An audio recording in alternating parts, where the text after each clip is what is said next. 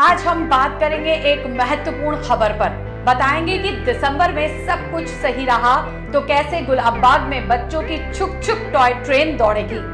इसके लिए नगर निगम की क्या तैयारियां हैं, उस पर हमारी खास रिपोर्ट हम आपको दिखाएंगे।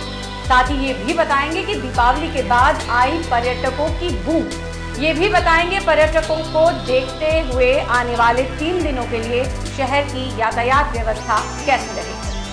नमस्कार, मैं हूं भावना व्यास। आपने अभी तक हमारा चैनल सब्सक्राइब नहीं किया है तो कर लें और बेल आइकन दबा दें ताकि नोटिफिकेशन आपको सबसे पहले मिलता रहे।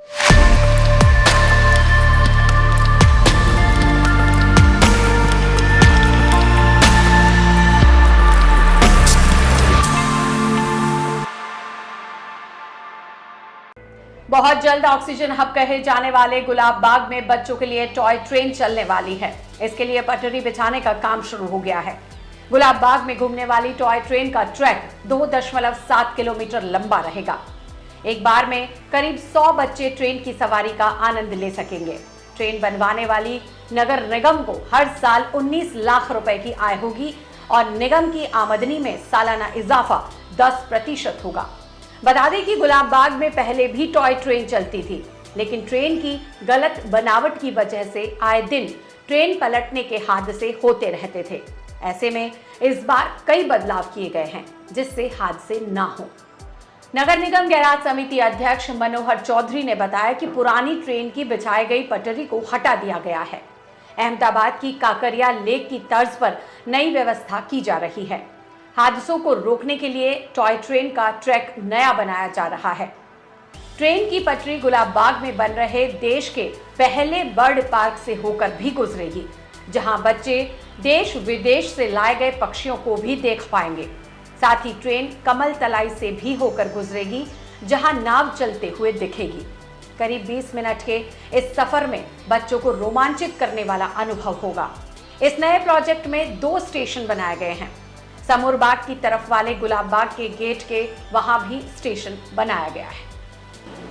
वास्तव में ट्रेन का प्रोजेक्ट थोड़ा लंबा हो गया है। उसके कई कारण रहे हैं। पहले जो ट्रेन की ट्रैक का जो नक्शा दिया था उसके अंदर कई पेड़ कट रहे थे। इसको हमने चेंज करके नया पटरी का हमने बनाया कि तो अब हमने जो पुरानी ट्रैक को ही ले लिया है। 90% 10% हमने ट्रैक को चेंज किया। हमारा पूरा इच्छा है कि हम 15 दिसंबर तक इस ट्रेन को गुलाबबाग में चलाने का कवायद पूरी कर लें। और अभी भी हमारा पटरियों का काम चल रहा है। पहले हमारे पटरियों में भी इस बार लेट इसलिए हुआ था, बार बार पुरानी ट्रेन पलट जाती थी। तो इस बार हमने करीब 3-3.5 फीट खुदाई करके उस मिट्टी को निकाल के दूसरी मिट्टी भरी है, जिसके कारण क्या है कि यहाँ गुलाबबाग की काली मिट्टी और चिकनी मिट्टी है, उससे ट्रेन पलटती थी। तो इंजीनियर का कहना है कि ये मिट्टी डालो तो इससे पलटेगी नहीं। तो वो किराए के बारे में तभी हम विचार करेंगे ट्रेन चलने होने के बाद कि निश्चित रूप से देसी और विदेशी पर्यटक का अलग अलग किराया होगा।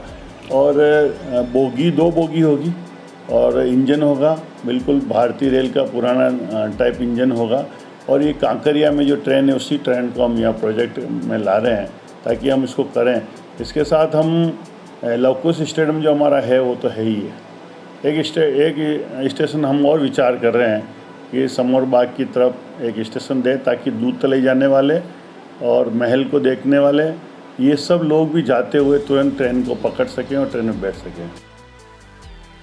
भाजपा की ओर से महापुरुषों के अपमान पर कांग्रेस पार्षदों ने गुरुवार को नगर निगम कार्यालय के बाहर महापौर जीएस टाक के खिलाफ नारेबाजी की। हुआ यूं कि नगर निगम के दीपावली मेले में लगे महापुरुषों के फ्लैक्स होर्डिंग उतारकर उन्हें यूं ही फेंक दिया गया था। इन पर आवारा पशु, श्वान आदि मलमूत्र त्याग रहे थे, जिसका वीडियो भी वायरल हो गया। इसे लेकर कांग्रेस जनों ने आक्रोश व्यक्त करते हुए भाजपा पर हमला बोला। पार्षदों का कहना है कि महापौर जीएस टाक एक तरफ तो प्रताप गौरव केंद्र जैसे महाराणा प्रताप को समर्पित स्थल बनाते हैं, वहीं दूसरी तरफ इन महापुरुषों के फ्लैक्स कचरे में फेंक दिए जाते हैं। देखिए, ये विरोध नहीं, ये पूजनीय माँ विभूतियाँ हैं जो मेवाड़ जरा में जिन्होंने जन्म लिया है। माँ पन्ना, मीरा, माणा की धरती है। एक के बाद एक जिस तरह से भाजपा के यथाकथित नेताओं के द्वारा, संबंधित बोर्ड के द्वारा जिस तरह से उनका अपमान किया जाता है, कभी किसी भरी सभा में एक विधायक द्वारा तुकारा दिया जाता है, भाजपा के प्रदेश अध्यक्ष द्वारा महाराणा की प्रतिमा, जिनको वो लोग अपने माता रानी के दरबार में, अपने मंदिर में पूजने में, उनके साथ में विराजित रखते हैं, उनको ज़मीन पे जगह दी जाती है। यहाँ पर जिस तरह से फ्लैक्स गिरा, महाराणा की, माँ पन्ना की, मीरा की, तीनों की प्रतिमाएं उन फ्लैक्स पर थी। सर्वप्रथम तो आपने जब इस मंच पर चढ़कर अब महाराणा के, सिर्फ महाराणा और गौ माता के नाम पे आप वोट मांगना बंद कर दो, उनका मान सम्मान रखो। जिसने लगाया संबंधित अधिकारी भी इसकी जिम्मेदार है। और मैं तो कहूँगा ये भाजपा और कांग्रेस पार्टी की बात नहीं है। महाराणा ना होते तो ये मेवाड़ ना होता, ना माँ पन्ना ना होती तो महाराणा ना होते।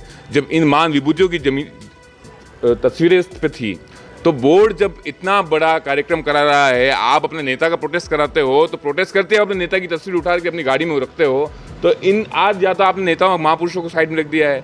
हमेशा से महाराणा की एक प्रतिमा, अभी आपको मैं बता दूं, हमारे संज्ञान में आया कि यहाँ पर जो पेशाब घर है उसके पास कबाड़ खाने में महाराणा की प्रतिमा धूल खा रही है। शौर्य दीर्घा में आप जाके देख सकते हो महाराणा की प्रतिमा की स्थिति अभी भी आपको मैं कह रहा हूँ, यहाँ से पधारना आप, महाराणा प्रतिमा की जो प्रतिमा लगा रखी है उसकी स्थिति क्या है, अंदर शौर्य में जो मान विभूतियाँ हैं उनकी स्थिति क्या है।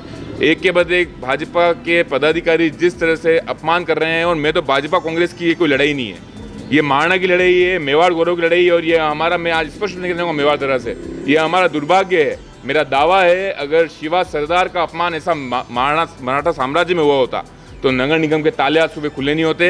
ये हमारे मेवाड़ की, हम सब की, ये हम सबका दुर्भाग्य है कि हम भांतियों में, जातियों में, पार्टियों में बटे हुए हैं। जब महाराणा की बात है, आप भाजपा के हो या आप कांग्रेस के हो, आप सबको एक जानिम पे आना होगा, आप सबको विरोध व्यक्त करना होगा और आपको नेताओं का विरोध व्यक्त करना होगा।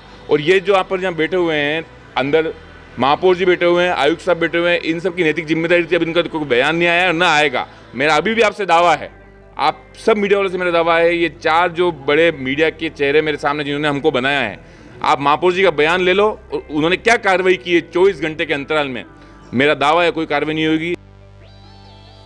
दीपावली के बाद शहर में पर्यटकों की बूम देखने को मिल रही है। चारों तरफ सैलानियों की रेलमपेल नजर आ रही है। हर बार की तरह इस बार भी गुजराती पर्यटकों की संख्या ज्यादा देखी जा रही है। पर्यटकों के बढ़ने से शहर की यातायात व्यवस्था पूरी तरह से चरमरा गई है। इसी को देखते हुए पुलिस ने आने वाले 3 दिनों तक के लिए यातायात व्यवस्था में परिवर्तन किया है। आपको बता दें कि रंग निवास से जगदीश चौक की ओर 4 पहिया वाहन नहीं जा पाएंगे। चांदपोल से जगदीश चौक की और एक तरफा यातायात रहेगा। जगदीश चौक से चांदपोल की तरफ कोई वाहन नहीं जाकर हाथीपोल की तरफ जाएगा। तिपहिया व दोपहिया वाहनों का आवागमन रहेगा, लेकिन ऑटो रिक्शा चालक सवारी को ला और ले जा सकते हैं, लेकिन कहीं पर भी रोड पर ऑटो पार्क नहीं करेंगे। बड़ा बाजार से आने वाले वाहन जगदीश चौक की तरफ नहीं जाकर हाथीपोल की तरफ जाएंगे। फतेह सागर पर एक तरफा प्रवेश रहेगा, जो नीलकंठ महादेव से प्रवेश होकर काला किवाड़ से निकास रहेगा। कांग्रेस के संसदीय संचालन समिति सदस्य बनने के बाद रघुवीर मीणा गुरुवार को उदयपुर पहुंचे। मीणा ने पीएम के मानगढ़ दौरे को लेकर कहा कि यदि वाकई पीएम उन शहीदों को श्रद्धांजलि देना चाहते हैं तो उसे राष्ट्रीय स्मारक घोषित करें। मीणा ने कहा कि राजस्थान में सरकार और संगठन में किसी तरह की फूट नहीं है। बार बार 2 गुट होने की चर्चा होती है, थोड़ी बहुत बातें सब जगह होती हैं। रघुवीर मीणा ने कहा कि मल्लिकार्जुन खड़गे के नेतृत्व में संगठन का बेहतरीन विस्तार होगा। मीणा ने कहा कि पीएम 1 नवंबर को मानगढ़ के दौरे पर आ रहे हैं। पीएम यदि मंच से ही मानगढ़ को राष्ट्रीय स्मारक बनाने की घोषणा करेंगे तो सच्ची श्रद्धांजलि होगी। कांग्रेस के राष्ट्रीय नेतृत्व को गांधी परिवार का रिमोट कंट्रोल की चर्चा पर उन्होंने कहा कि लोग के मुंह नहीं बांधे जा सकते। लोकतांत्रिक प्रक्रिया से अध्यक्ष चुना गया है, पूरी तरीके से निष्पक्षता के साथ चुनाव हुए हैं, जबकि बीजेपी में 2 लोगों का राज है। कब कौन अध्यक्ष बनता है इसके बारे में किसी को कुछ नहीं पता होता। केंद्र सरकार बेरोजगारी और महंगाई के मुद्दे से ध्यान भटकाकर उन मुद्दों पर फोकस कर रही है, जिससे देश को खास फर्क नहीं पड़ता। हमारे मुख्यमंत्री जी बार बार कहते आए हैं कि देश के प्रधानमंत्री अपील करें कि भाईचारा बनाए रखने में सभी सहयोग करें, सांप्रदायिक गतिविधियां नहीं हो, आपस में प्रेम भावना बनी रहे, इसके बारे में प्रयास करें। तो हम भी ये निवेदन करते हैं कि देश के प्रधानमंत्री अपील करके पूरे देश में शांति का वातावरण बनाने में अपना योगदान प्रदान करें। राजस्थान में जिस तरह की फूट है संगठन में कई पटेल सर्कल स्थित मैत्री संघ द्वारा सर्वधर्म स्नेह मिलन संगोष्ठी आयोजित की गई। फादर राजू एसवीडी एवं शायर चंचल मुश्ताक द्वारा आयोजित इस संभाव सर्वधर्म संगोष्ठी शांता प्रिंस की अध्यक्षता में संपन्न हुई। विशिष्ट अतिथि सरदार रविंद्रपाल सिंह कप्पू, कवि सिद्धेश्वर सिद्धू तथा military retired colonel Kundan Lal Soni रहे।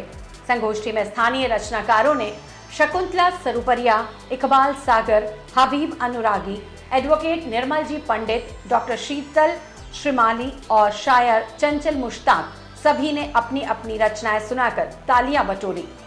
आशाधाम की सिस्टर सिन्हा के नेतृत्व में छात्राओं ने मनमोहक प्रस्तुति दी तथा आए हुए अतिथियों के उद्बोधन हुए। कार्यक्रम का संचालन डॉक्टर शीतल श्रीमाली व शायर चंचल मुश्ताक ने किया। फादर लिविन, प्रमीला एवं प्रोफेसर निर्मल गर्ग सभी के सहयोग से कार्यक्रम संपन्न हुआ। उदयपुर की वीर धरा पर राजस्थान साहित्य महोत्सव में इस बार तलवार घूमर महोत्सव का आयोजन होगा। घूमर महोत्सव में प्रतिभागिता के लिए निशुल्क प्रशिक्षण विश्व विख्यात कुशल प्रशिक्षकों द्वारा दिया जाएगा। प्रशिक्षण 27 अक्टूबर से 4 नवंबर 2022 तक रहेगा। इसमें 12 वर्ष से लेकर 62 वर्ष की आयु वर्ग के बच्चे व महिलाएं भाग ले सकेंगे। विश्व रिकॉर्ड होल्डर पूर्ण प्रशिक्षित पुरुषों को पुरुष एवं महिलाओं को महिलाएं अलग अलग प्रशिक्षण देंगे। राजस्थान रा 8 करोड़ लोगों ने वनारो आत्मसम्मान, वनारी भाषा, मान और संस्कृति बचे अन्य वास्ते ये आयोजन है। खास तौर पर महिला स्वावलंबन और आत्मरक्षा रे वास्ते तलवार रास यो भी आप सिखाऊंगा और अन्य लारे राजस्थान रो हर कलाकार जो एक गांव देहात में बैठो लोगों वन्य अंतर्राष्ट्रीय मंच उपलब्ध हो सके वनो प्लेटफॉर्म में आड़ावल प्रशिक्षण रे वास्ते विश्व रिकॉर्ड होल्डर जो टीम है अपने वास्ते खास तौर पर चूँकि यह अटे नहीं है मामलो अपने अटे लाठी रो मामलो हो और आप खास तौर आप गेर खेला होली रे बाद में पर तलवार घूमर यो एक नृत्य रो फ्यूजन कर गुजरात रा प्रशिक्षित लोग जना वर्ल्ड रिकॉर्ड बनायो है वे आपने बीच आया है।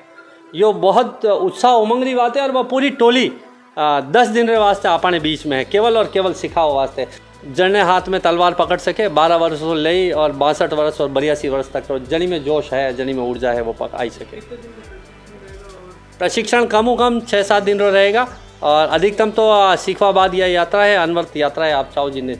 तो ये थे आज के समाचार। कल फिर मिलेंगे, तब तक के लिए नमस्कार।